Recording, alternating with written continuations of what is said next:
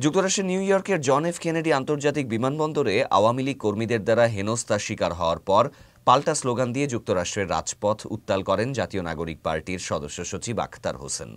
বিমানবন্দর থেকে হোটেলে ফেরার পর ম্যানহাটেনে তার অবস্থান করা হোটেলের নিচেও আওয়ামী লীগ কর্মীদের বিক্ষোভ গড়ে ওঠে। চোখের সামনে বিরোধীদের বিক্ষোভ দেখেই পাল্টা স্লোগান দিতে হোটেলের নিচে নেমে আসেন আখতার হোসেন ও তার সহকর্মীরা।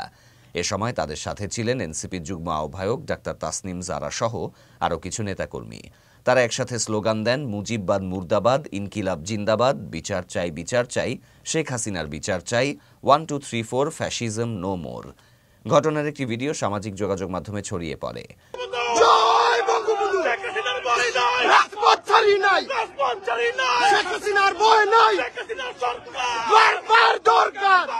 ভিডিওতে দেখা যায় আখতার হোসেন ও তার সহযোগীরা উত্তেজনাপূর্ণ স্লোগানে রাজপথ সরব করে তুলেছেন।